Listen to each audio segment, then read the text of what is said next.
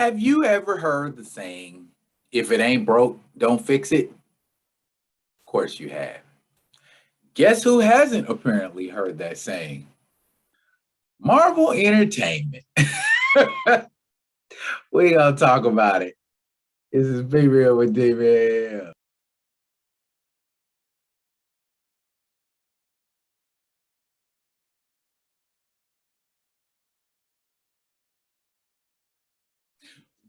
Hello and welcome, realists. It's your man D-Real, and edutainment is what I do. Welcome to another session of Be Real with D-Real.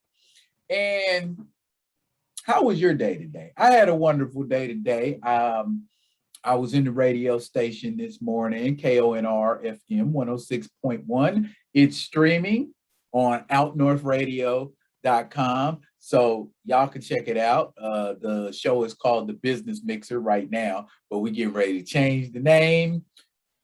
I ain't gonna tell you. We're gonna unveil that next week. If you want to find out what the new name of the Business Mixer is, tune in to Out North Radio, KONR 106.1 FM on Wednesdays, 10 a.m. Alaska time, which would be 11 a.m. Pacific.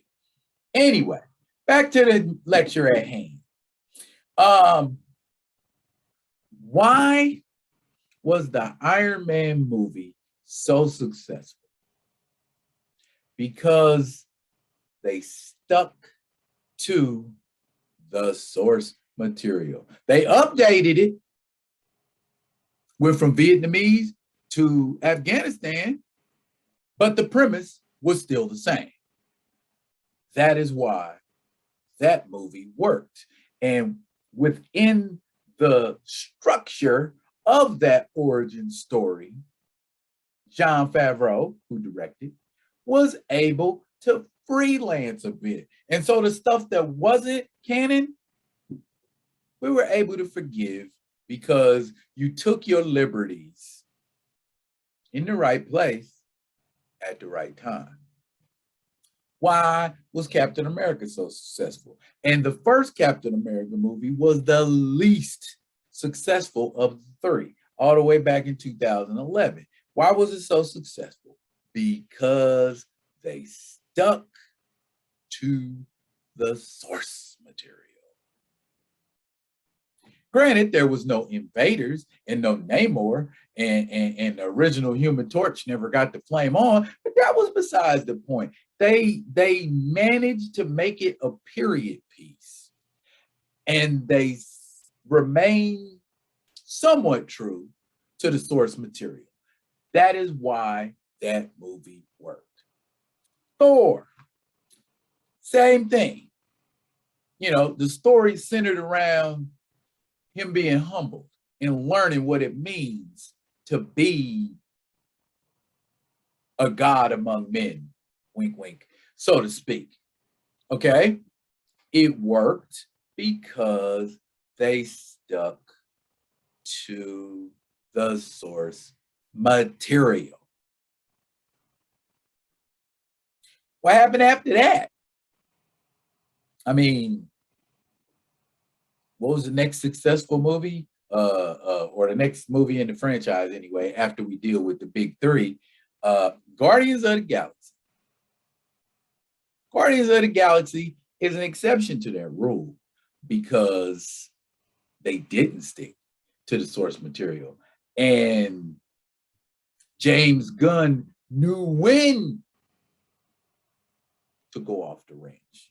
He knew when to deviate. He didn't deviate just for deviation's sake. And pretty much every movie after that stayed in a phase. So they couldn't go too far outside of canon. I mean, they did anyway in a lot of movies. The second Guardians of the Galaxy, have no idea where that story came from. Try to find that story in the comics. You won't find it, you know, because Peter Quill's dad is not a celestial. Peter Quill's dad is an extraterrestrial. Peter Quill is Star-Lord for you casuals. His father is an extraterrestrial, not a celestial, but an extraterrestrial.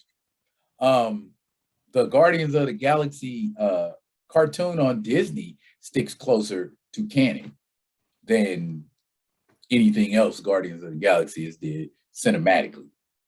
The point I'm getting at is this. Black Panther, when I look at it now, while it is visually stunning, while it takes the best of writers and artists and puts it in that movie per se is not canon. Fight me on it, okay?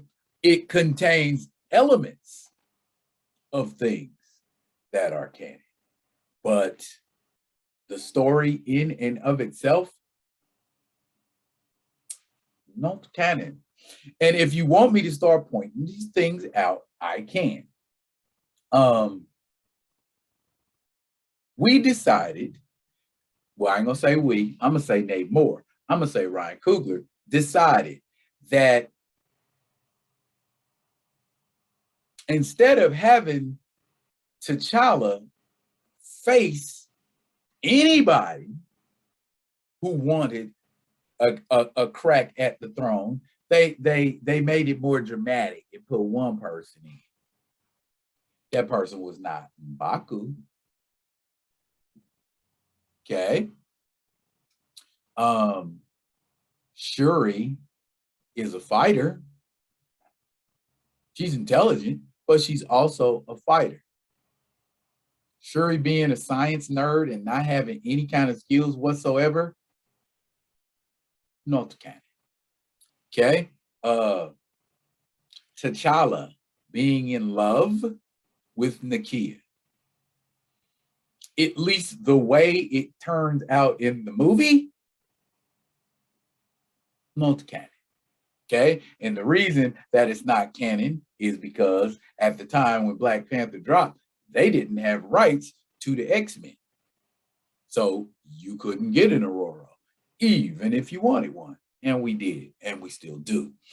I'm not dissecting this movie to crap on the legacy of it, because in and of itself, it is still a wonderful piece of cinematic work. My point is, moving forward, and this is kind of morphing into a recast T'Challa video, so be it.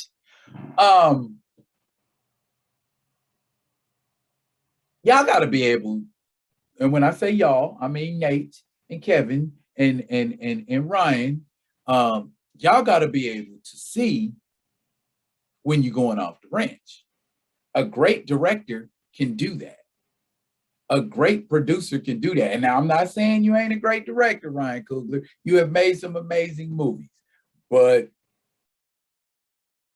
your resume is about to take a dip, bruh, if you move forward with this. I'm just, I trust me. Just trust me.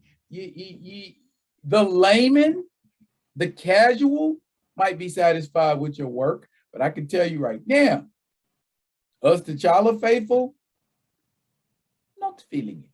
Okay. If y'all want to back up, regroup, and say this ain't what we want to do, we want to re-script a ninth time, we're gonna put another script out there, and this time we're gonna recast T'Challa. I'll be looking forward to that.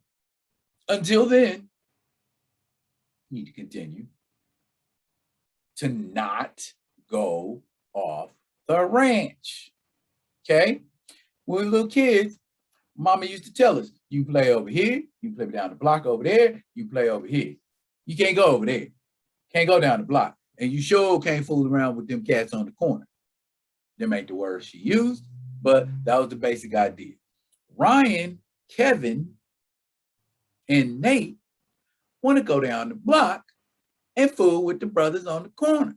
The brothers on the corner ain't got nothing for you. Okay? Stick to the script. Literally. I don't think I could have put that any more eloquently. Dang, I sound arrogant. I should stop that. Anyways, Appreciate y'all rocking with me. Appreciate y'all listening. Comment, like, and subscribe to the Be Real with D Real page. So when I do new stuff, you can get first crack at it. I'm gonna be back.